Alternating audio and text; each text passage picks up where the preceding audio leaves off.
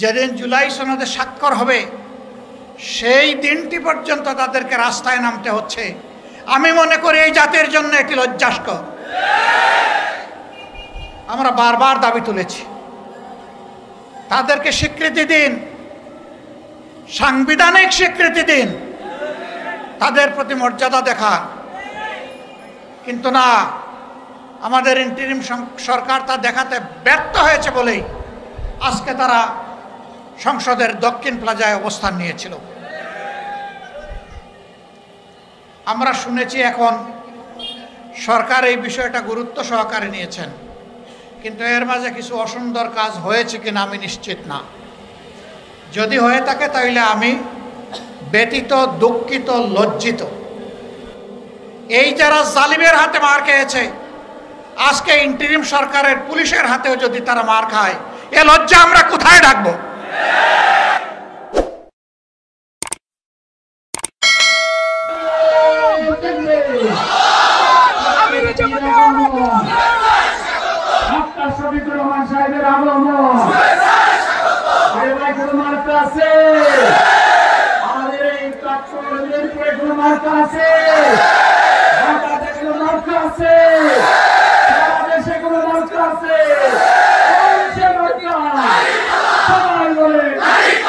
আসসালামু আলাইকুম ওয়া রাহমাতুল্লাহ।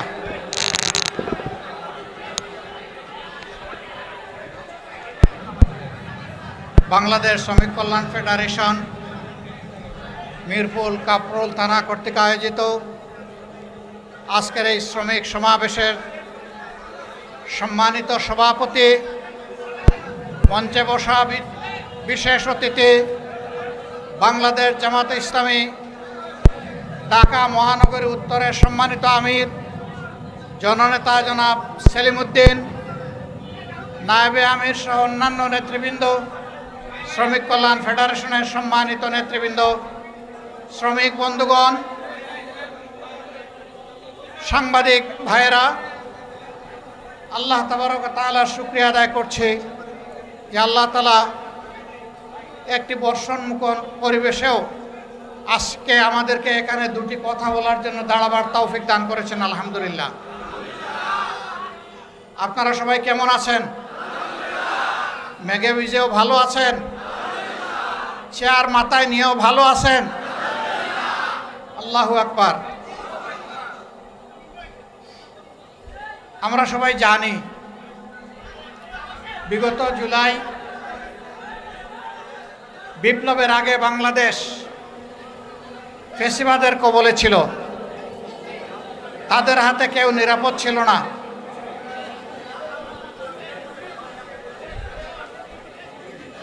তাদের হাতে কেউই নিরাপদ ছিল না। এই দেশকে নিরাপদ করার জন্য এবং ফ্যাসিবাদের হাত থেকে উদ্ধার করার জন্য ছাত্র, তরুণ, যুবকদের নেতৃত্বে, শ্রমিক বন্ধুদের নেতৃত্বে এই দেশে আপামর জনগণ রাস্তায় নেমে এসেছিল এবং ফ্যাসিবাদের প্রতীক শেখ হাসিনাকে দেশ ছেড়ে পালাতে বাধ্য করেছিল। এ কাজটি এমনি এমনি হয়নি। প্রচুর মানুষকে এখানে জীবন দিতে হয়েছে। আমাদের হাতে হাজার খানেক মানুষের নিশ্চিত ঠিকানা সংরক্ষিত আছে। তাদের মধ্যে 60% মানুষ শ্রমিক, আর সবাই মিলে 40%। এই শ্রমিকদের বেশিরভাগ আবার অত্যন্ত সীমিত আয়ের। তাদের নুন আনতে পান্তা ফুরায়, ভালো করে পেটে ভাত দিতে পারে না, কিন্তু নিজের জীবন এবং পরিবারের দিকে তারা তাকায়নি। তারা তাদের একটা মূল্যবান জীবন জাতিকে উপহার দিয়ে দুনিয়া থেকে চলে গেছে। আমরা দোয়া করি এই জুলাই আন্দোলনে যারাই নিহত হয়েছেন জালিমের হাতে, আল্লাহ তাদের সকলকে শহীদ হিসাবে কবুল করুন। সম্মানিত ভাইরা, অসংখ্য সহযোদ্ধা তারা আহত হয়েছেন, পঙ্গু হয়েছেন। আজকে তাদের দাবির জন্য যেদিন জুলাই সনদে স্বাক্ষর হবে সেই দিনটি পর্যন্ত তাদেরকে রাস্তায় নামতে হচ্ছে। আমি মনে করি এই জাতির জন্য এটি লজ্জাস্কর। আমরা বারবার দাবি তুলেছি, তাদেরকে স্বীকৃতি দিন, সাংবিধানিক স্বীকৃতি দিন, তাদের প্রতি মর্যাদা দেখান। কিন্তু না, আমাদের ইন্টারিম সরকার তা দেখাতে ব্যর্থ হয়েছে বলেই আজকে তারা সংসদের দক্ষিণ প্লাজায় অবস্থান নিয়েছিল। আমরা শুনেছি এখন সরকার এই বিষয়টা গুরুত্ব সহকারে নিয়েছেন, কিন্তু এর মাঝে কিছু অসুন্দর কাজ হয়েছে কিনা আমি নিশ্চিত না। যদি হয়ে থাকে তাহলে আমি ব্যথিত, দুঃখিত, লজ্জিত। এই যারা জালিমের হাতে মার খেয়েছে, আজকে ইন্টারিম সরকারের পুলিশের হাতেও যদি তারা মার খায়, এ লজ্জা আমরা কোথায় রাখবো?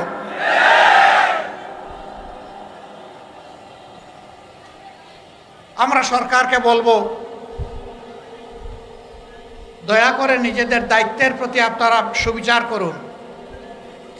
আমরা আর তাদেরকে রাস্তায় দেখতে চাই না। আরো অনেকে দাবি দাওয়া নিয়ে নেমেছেন।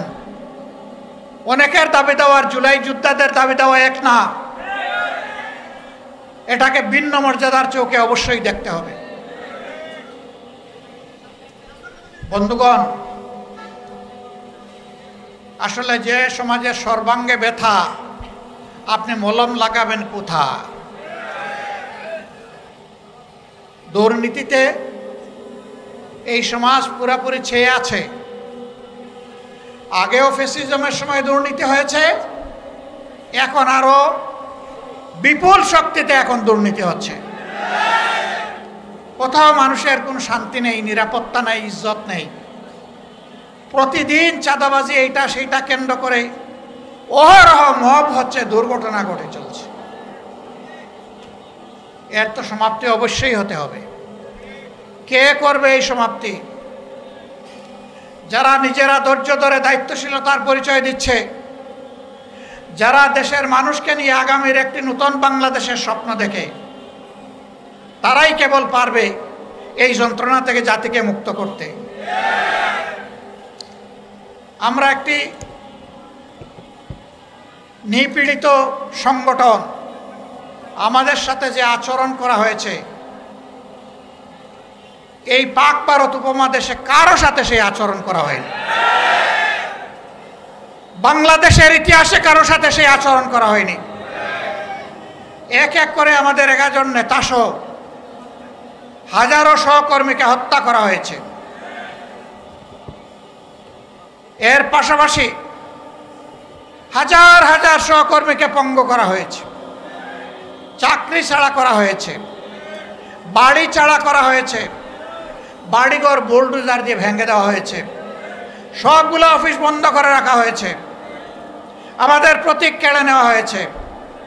আমাদের সংগঠনকে দিশেহারা সরকার শেষ পর্যন্ত নিষিদ্ধ ঘোষণা করেছে। বলেন, এটা আর কারো প্রতি করেছে? কোনো কালে করেছে? কারো প্রতি এটা হয়নি। কিন্তু যখন 5 আগস্ট বিপ্লব হয়ে গেল, আমরা সিদ্ধান্ত নিলাম এই মজলুম সংগঠনকে এই সবার আগে এগিয়ে আসতে হবে, এই সমাজের পক্ষে মানুষের কল্যাণের জন্য, শান্তি শৃঙ্খলা ফিরিয়ে আনার জন্য। আমরা ঘোষণা দিলাম, আমরা ব্যক্তিগত পর্যায়ে কারো উপর থেকে কোনো ধরনের প্রতিশোধ নেব না। তবে ক্ষতিগ্রস্ত পরিবার এবং ব্যক্তি, তাদের ন্যায় বিচার পাওয়ার অধিকার আছে। তারা যদি আদালতের আশ্রয় নেয়, আমরা তাদেরকে সর্বাত্মক সহযোগিতা করব। আফসোস, আমাদের মিডিয়ার সকলে নয়, 2-1 জন মগজ বিগড়ে গেল। তারা আমার কথাটাকে উল্টায় ফেললেন। তারা বললেন যে জামায়াতের আমির আওয়ামী লীগকে ক্ষমা করে দিয়েছেন। আওয়ামী লীগ শব্দটাও আমি মুখে আনি নাই। আমি তখন ওই মিডিয়াকে জিজ্ঞেস করলাম যে আপনার কানে কি তালা ছিল আর চোখে কি আপনি স্টিলের চশমা পরেছিলেন? কেন আপনি আপনার কথা আমার উপর চাপাই দিলেন? আপনি তো এই নিউজটা করেছেন পারভার্টেড নিউজ, ন্যায়ভ্রষ্ট নিউজ। আপনি সাদাকে সাদা বলেন নাই, কালোকে কালো বলেন নাই, আপনি সাদাকে কালো বানিয়েছেন। সম্মানিত ভাইয়েরা, আমাদের অবস্থান ওখানেই আছে, আমরা বদলাইনি। আমরা বলেছিলাম আমাদের সহকর্মীদেরকে চতুর্দিকে সতর্ক দৃষ্টি রাখুন, কেউ যাতে সমাজকে অস্থির করতে না পারে। আমরা বলেছিলাম চলে যান, ইসলাম, হিন্দু ধর্ম, বৌদ্ধ ধর্ম, খ্রিস্ট ধর্ম সকলের উপাসনালয়, মসজিদ সহ সবগুলাতে পাহারা বসান। আমাদের সহকর্মীরা একটানা 15 দিন মেঘে ভিজে রোদে শুকিয়ে সেই দায়িত্ব 24 ঘন্টা পালন করেছে। 15 দিন পরে সবার সাথে আলাপ আলোচনার প্রেক্ষিতে আমরা আমাদের কর্মীদেরকে ঘরে ফিরিয়ে এনেছি। আমরা আমাদের সহকর্মীদেরকে বলেছিলাম, সাবধান, আমরা জানি 15 বছর অনেক ক্ষতিগ্রস্ত হয়েছেন আর্থিকভাবে, দৈহিকভাবে, মান ইজ্জতের দিক থেকে, কিন্তু অবৈধ হাত কারো দিকে বাড়ানো যাবে না, কোনো চাঁদাবাজি চলবে না, আমরা কোনো চাঁদাবাজ দেখতে চাই না। আমরা অফিসে যারা দায় দায়িত্ব পালন করছেন তারা এই নতুন বাংলাদেশে ঘুষ খাবেন, এটা আমরা দেখতে চাই না। হ্যাঁ, আমরা চেষ্টা করেছি আমাদের সহকর্মীদেরকে নিয়ন্ত্রণ করতে। এর মাঝে কেউ ব্যতিক্রম করলে ছাড় দেই নাই। 2-1টা ব্যতিক্রম হয়েছে, কঠোরভাবে তাদেরকে ধরা হয়েছে, ব্যবস্থা নেওয়া হয়েছে। কিন্তু আলহামদুলিল্লাহ বাংলাদেশের আপামর জনতা সাক্ষী যে আজ বাংলাদেশ জামাতে ইসলামী চাঁদাবাজ দল হিসাবে কুপরিচিতি লাভ করে নাই, বরঞ্চ নিরীহ জনগণের পাশে, ব্যবসায়ীদের পাশে দাঁড়াতে গিয়ে, ফুটপাতের আমার ক্ষুদ্র হকার ব্যবসায়ী ভাইদের পাশে দাঁড়াতে গিয়ে বহু জায়গায় আমাদের মানুষ সন্ত্রাসীদের হাতে, চাঁদাবাজদের হাতে আহত হয়েছে। হ্যাঁ, এটি নিয়ন্ত্রণ করার দায়িত্ব সরকারের।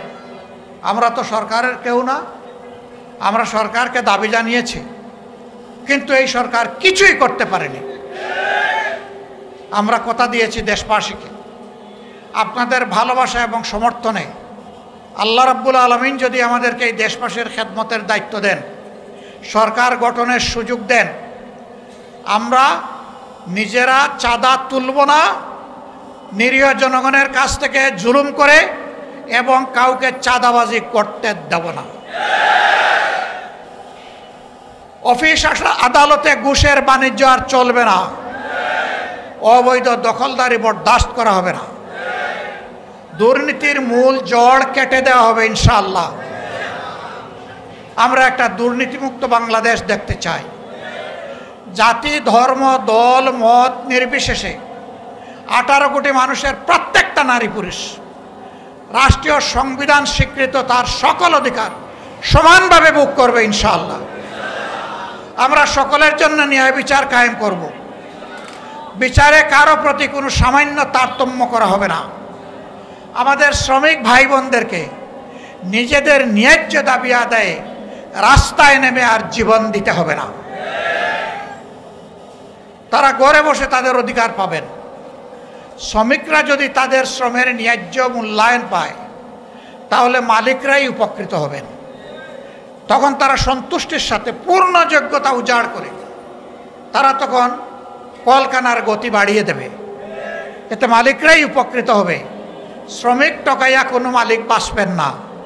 শ্রমিক মরলে আপনার ইন্ডাস্ট্রি বা কারখানারও মৃত্যু হতে বাধ্য। আমরা এখানে শ্রমিক মালিক সংঘাত চাই না।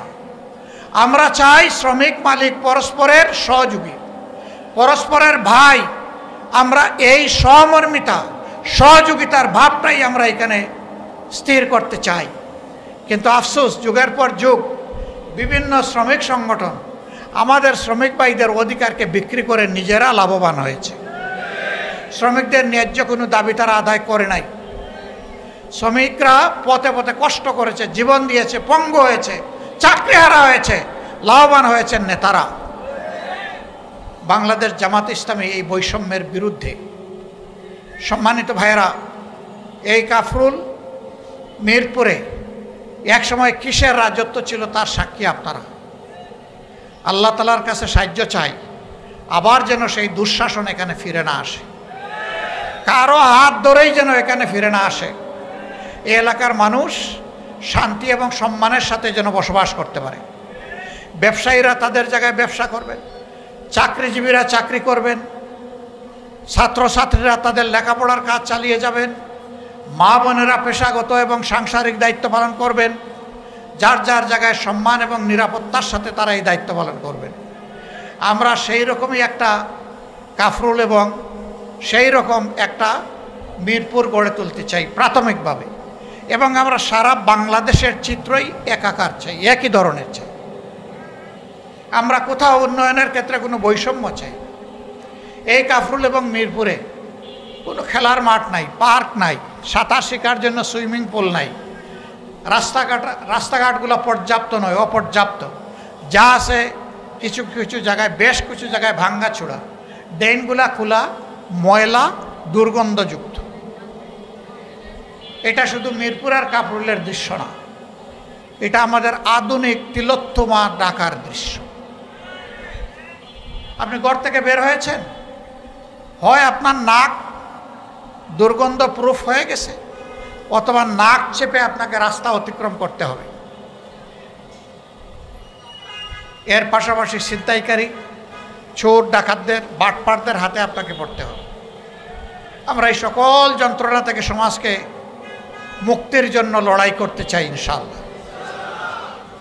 আমরা সমাজে যারা অপকর্মে লিপ্ত, দুর্নীতিতে লিপ্ত, চাঁদাবাজিতে লিপ্ত, তাদেরকে একটা সিম্পল মেসেজ দিতে চাই। এই সব অপকর্মের বিরুদ্ধে লড়াই আমরা শুরু করেছি, এগুলা খতম না করে আমরা বিশ্রাম নেব না, আমরা থামবো না ইনশাআল্লাহ। মাঝপথে থামার কোনো প্রশ্নই আসে না। সব কিছুকে গ্রাউন্ড লেভেলে নামিয়ে না আনা পর্যন্ত আমাদের লড়াই অব্যাহত থাকবে। সেই লড়াইয়ের কি গর্বিত অংশীদার আপনারা হবেন? রাজি আছেন? বলবেন যে আমাদেরকে দিয়ে আপনারা আবার ঘরে বসে থাকবেন কিনা? না না, আপনাদের সাথে পিছনে নয়, সামনে থাকবো ইনশাআল্লাহ। আমরা জিতবো না হারবো এটা আল্লাহ তাআলার ফয়সালা, কিন্তু মানুষের জন্যে, মানুষের মুক্তির জন্যে আমাদের লড়াই আল্লাহর উপর ভরসা করে আমরা চালিয়ে যাব ইনশাআল্লাহ। আসুন, একটা নিষ্কলুষ, শান্তি সৌম্যের মিরপুর কাফরুল অহিংস একটা কার এবং মিরপুর গড়ার জন্য নূতন করে আবার আমরা শপথ নিই। দাড়িপাল্লা ইনসাফের প্রতীক, মহান আল্লাহর কাছে তৌফিক চাই আল্লাহ তাআলার দেওয়া এই ন্যায়নিষ্ঠ প্রতীকের সাথে আমরা যেন কোনো ধরনের বিশ্বাসঘাতকতা না করি। আমরা যেন আল্লাহর দেওয়া এই প্রতীকের মর্যাদা রক্ষা করতে পারি। এই প্রতীকের কথা কালামে হাকিমে উল্লেখ করা হয়েছে, ইন্নাল্লাহা ইয়া'মুরুকুম বিল আদলি ওয়াল ইহসান। আল্লাহ তাআলা তোমাদেরকে নিশ্চিতভাবে নির্দেশ দিচ্ছেন, তোমরা সমাজে ন্যায় বিচার, সুবিচার কায়েম করো। এই মিজান, এই পাল্লার মাধ্যমে টেস্ট, তোমরা পাল্লায় সঠিক ওজন করো। এই ওজনের মানে শুধু মাল ওজন করা, মালের ওজন এবং মানুষের অধিকারের ওজন, সব কিছু এই পাল্লায় হবে ইনশাআল্লাহ। আপনারা দোয়া করবেন। কষ্ট করে এসেছেন, বৃষ্টির মধ্যে আইসা দেখি এখানে বলা হচ্ছে দাড়িপাল্লার প্রতীকের স্লোগান, কিন্তু সবার মাথায় দেখি একটা করে চেয়ার, কারণ উপর থেকে বৃষ্টি পড়ছে এই জন্য। এখন আল্লাহ তাআলা রহম করেছেন, চেয়ার এখন আমাদের কোমরের নিচে চলে গেছে, এখন আর মাথার উপরে নাই। আল্লাহ রাব্বুল আলামিন আমাদের সবাইকে দেশের জন্য, মানুষের জন্য, আল্লাহর জন্য, আল্লাহর দ্বীনের জন্য, মানবতার জন্য, দেশের জন্য, বিদেশের জন্য, মানবতা যেখানেই দুঃখে দুঃখে মরছে সবার জন্য আমরা যাতে কাজ করতে পারি সেই তৌফিক আল্লাহ আমাদেরকে দান করুন। সোনার বাংলাদেশ, নতুন বাংলাদেশ, স্বপ্নের বাংলাদেশ, শহীদদের বাংলাদেশ, জুলাই যোদ্ধাদের বাংলাদেশ, 18 কোটি মানুষের প্রাণের বাংলাদেশ গড়ার জন্য আল্লাহ তাআলা বাংলাদেশ জামাত ইসলামকে কবুল করুন। আমরা একা ক্ষমতার স্বাদ নিতে চাচ্ছি না, ক্ষমতার কোনো স্বাদই নিতে চাচ্ছি না। আল্লাহ যদি সরকার গঠনের সুযোগ দেন, আমরা ইনশাল্লাহ সবাইকে নিয়েই করব। এমনকি নির্বাচনে যারা আমাদের বিরোধিতা করবে তাদেরকেও বলবো, আসুন এই মূলনীতির ভিত্তিতে আমরা দেশ থেকে দুর্নীতি নির্মূল করে একটা সুন্দর বাংলাদেশ, দুর্নীতিমুক্ত বাংলাদেশ গড়তে চাই। আপনারাও আসুন যদি এই নীতির সাথে আপনারা একমত হন। যারাই একমত হবেন তাদের ধর্ম কি, দল কি আমরা দেখব না, তাদেরকে সম্মানের সাথে বুকে ধারণ করে একসাথে সরকার গঠন করা হবে এবং সম্মিলিত সরকার পরিচালনা করা হবে ইনশাআল্লাহ। সেই দিনটির জন্য আল্লাহর দরবারে কামনা করে আপনাদের সবার প্রতি গভীর কৃতজ্ঞতা এবং ধন্যবাদ জানিয়ে বিদায় নেওয়ার আগে দোয়া করি আল্লাহ তাআলা আপনাদের হায়াতে সেহাতে আপনাদের ইলমে আমলে ইজ্জতে এবং রিজেকে বারাকা দান করুন। আল্লাহ রাব্বুল আলামিন গর্বের বাংলাদেশ গড়ার জন্য উপস্থিত সকলের দুইটা হাতকে আল্লাহ কবুল করুন। সুবহানাকাল্লাহুম্মা ওয়া বিহামদিকা আশহাদু আল্লা ইলাহা ইল্লা আনতা আস্তাগফিরুকা ওয়া আতুবু ইলাইক। আসসালামু আলাইকুম ওয়া রাহমাতুল্লাহি ওয়া বারাকাতুহু। সাংবাদিক বন্ধুগণ, আমি আপনাদের প্রতি গভীর শ্রদ্ধাশীল। আমি একটা ক্ষুদ্র সংবাদপত্রের মানুষ বলে জন্মদাতা, অতএব আমি আপনাদের পরিবারের সদস্য। এই সদস্যকে একটু মায়ার চোখে দেখবেন। আসসালামু আলাইকুম। ধন্যবাদ সম্মানিত প্রধান অতিথিকে তার গুরুত্বপূর্ণ হেদায়েত দেওয়ার জন্য। সম্মানিত উপস্থিতি বন্ধুগণ, এই পর্যায়ে আজকের প্রধান অতিথির অংশগ্রহণে গণমিছিল হবে। আমরা বাম দিকে যাব, মিছিলটা বাম দিকে যাবে। এখন গেট থেকে আমরা বের হব এবং আমাদের নেতৃবৃন্দ মিছিলের সামনে পৌঁছার সাথে সাথে নেতৃবৃন্দকে সাথে নিয়ে আমরা মিছিল অংশগ্রহণ করবো ইনশাল্লাহ। আমরা মিছিলে অংশগ্রহণ করবো। আমরা সবাই দক্ষিণ দিকে বের হবো, দক্ষিণের গেট দিয়ে বের হব এবং দক্ষিণ গেট থেকে বের হয়ে বাম দিকে মিছিল যাবে। সকলকে মিছিলে অংশগ্রহণ করার জন্য উদাত্ত আহ্বান জানাচ্ছি। সম্মানিত শ্রমিক এবং আজকের উপস্থিতি ভাইরা, সকলকে মিছিলে অংশগ্রহণ করার জন্য উদাত্ত আহ্বান জানাচ্ছি। মিছিলটি বাম দিকে যাবে। নেতৃবৃন্দ মিছিলের সামনে পৌঁছার পরে আমরা সকলেই মিছিলে অংশগ্রহণ করব ইনশাআল্লাহ। আপনারা আজকের এই প্রোগ্রামে কষ্ট করে সময় দিয়েছেন, এই জন্য সকলকে ধন্যবাদ এবং শুকরিয়া জানাচ্ছি।